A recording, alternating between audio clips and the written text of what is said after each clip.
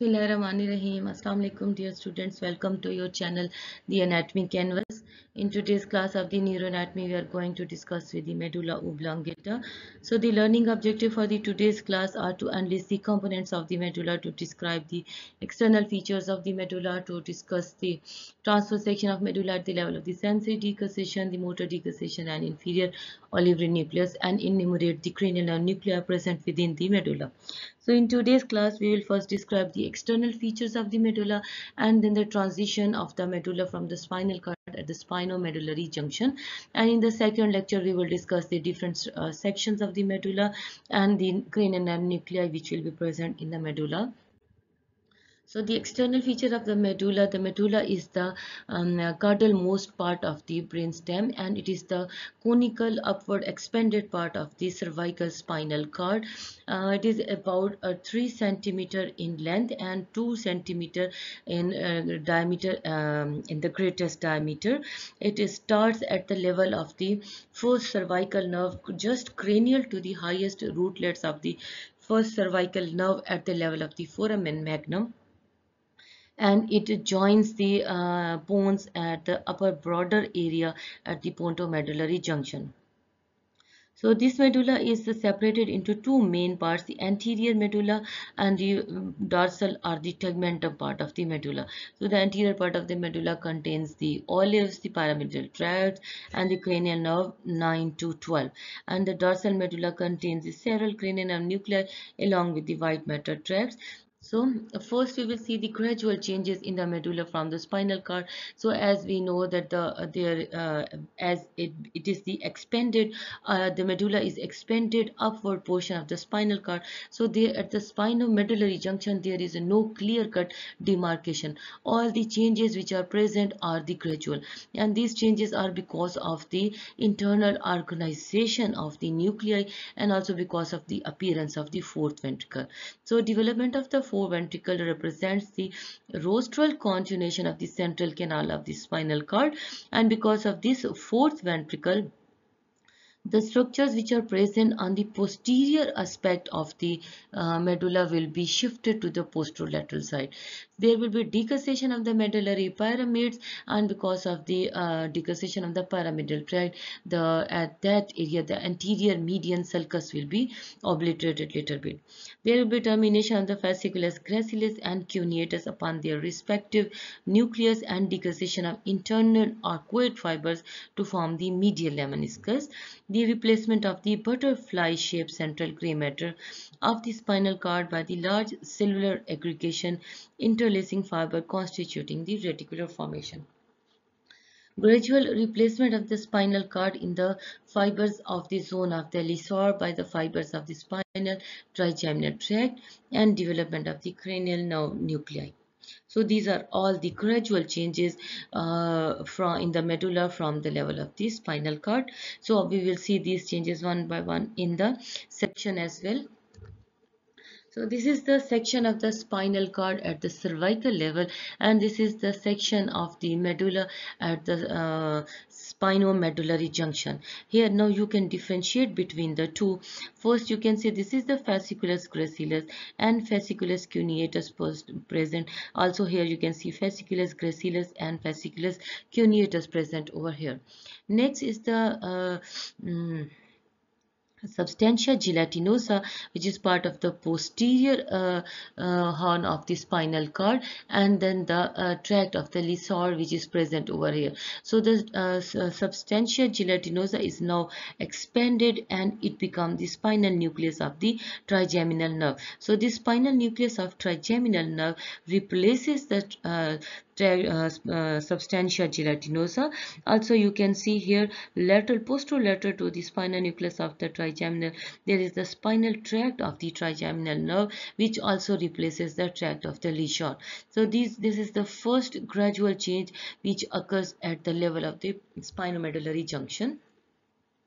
Next, you can see this is the lateral corticospinal tract, which is shifted little bit more laterally, and it is present in the lateral funiculus. Here you can see the lateral corticospinal tract present over here, and it has become now more laterally into the lateral funiculus. Another change you can see, this is the nucleus of the uppermost root of the spinal accessory nerve. This is the nucleus of the spinal accessory nerves. It fibers arches posterolaterally, and they emerge in the lateral part of the medulla at the spinomedullary junction. So here the first change you can see is the nucleus and the axons of the spinal accessory nerve. Also you can see the anterior motor neurons, which are present in the anterior horn of the spinal cord. Here you can see these neurons, the nuclei are represented as the nuclei of the anterior root of the spinal cervical nerve, and their axons form the anterior root of the spinal cervical nerve. And the supraspinal nucleus, which is present just rostral to this level, is the expansion or continuation of these nuclear group which are present over here. The another change you can also differentiate over here in this area from this area, that the gray matter which is present around the central canal has increased in size, and it will now be form the reticular formation as compared to the cervical spinal cord at the spinomedullary junction. You can well appreciate that there is a large amount of the gray matter which is present around the central canal. Also, you can see over here in green color, there are the reticulospinal tract. This one is the medullary, and this one is the pontine reticulospinal tract. In blue color, you can appreciate the this is the anterolateral pathway which is present over here. Here you can see the lateral vestibulospinal tract and the medial vestibulospinal tract, and the tectospinal tract, the medial longitudinal fasciculus along with the anterior corticospinal tract. So the gradual changes which are present over here at spinomedullary junction from the cervical spinal cord are the replacement of the substantia gelatinosa by the spinal nucleus of tract of trigeminal nerve, the tract of the lesion which is replaced by the tract of the spinal tract of the trigeminal nerve. Similarly, the changes in the lateral corticospinal tract, also the large amount of the gray matter present around the central canal, the nucleus and the nerve fibers of the highest rootlets of the spinal accessory nerve, and also the nucleus and these nerves fibers of the cervical spinal nerve which are present over here. The remaining tracts which will be present in the upper part of the spinal cord will be as such present in the spinomedullary junction.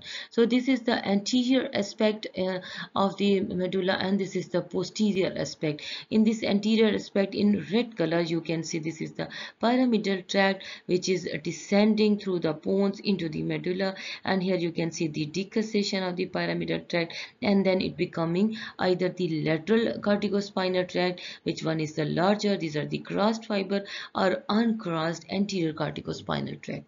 In the posterior aspect, you can see this is the fasciculus, gracilis, and cuneatus. After the major sensory decussation, they ascend as the medial lemniscus. So here you can see in the same color the fasciculus gracilis and fasciculus cuneatus which are present. So the ventral medulla, the pyramids are the paired structure located at the medial aspect of the ventral medulla. Here you can see these are the pyramids which are present on anterior aspect or ventral aspect, and they flank the anterior median sulcus, which is little bit obliterated over here in the area of the pyramidal decussation. They contain the anterior and the lateral corticospinal tract. So in pyramids, we can see the anterior and lateral corticospinal tract, and at the caudal limit, we can see the decussation which is present over here. The posterior to it is another swelling called the olive, and in between these two, there is the pre-olivary sulcus. So they are separated, the olives are separated from the pyramid by the pre-olivary sulcus or the anterolateral sulcus. It is also called anterolateral sulcus. So in anterolateral sulcus you can see the rootlets of the hypoglossal nerve which are present. Then the olives which are present over here, and then the posterolateral or post-olivary sulcus is present, in which you can see the nerve roots of the glossopharyngeal nerve, the vagus nerve, and the spine accessory nerve which are present over here. Also you can see at this aspect, at the pontomedullary junction, just rostral part of the pyramid, you can see the emergence of the abducent nerve which is present over here. So the olivary bodies which are present just lateral to the pyramids, they contain superior and the larger inferior olivary nucleus. Here you can see these are the olives. Then the tegmentum, or the posterior part of the medulla oblongata. The posterior part of medulla is divisible into two parts. The upper part is open part because of the cavity of the fourth ventricle, and lower part is a closed part, and it contains the cerebral aqueduct. Superiorly, the dorsal surface of medulla is slightly depressed, and it forms the floor of the diamond shaped cavity of the rhomboid fossa, or the fossa of the fourth ventricle. So, in the center, in the closed part, in the center, you can see the posterior median sulcus, which you can also appreciate in open part. Also, you can appreciate because of the cavity of the fourth ventricle, the structures which are present in the posterior aspect, they're a little bit shifted posterolaterally. So, this one is the posterior median sulcus, and then you can see the two swellings which are present over here, the gracile tubercle and cuneate tubercle, along with their fasciculus, the fasciculus gracilis and fasciculus cuneatus, which is present. The uppermost part, the superior dorsal aspect of the medulla, this is occupied by the inferior cerebellar peduncle, which connects the medulla to the cerebellum, and it is situated between it and the cavity of the fourth ventricle. So these are the two swellings, the gracile swelling and the cuneate swelling, and a third swelling is also present over here.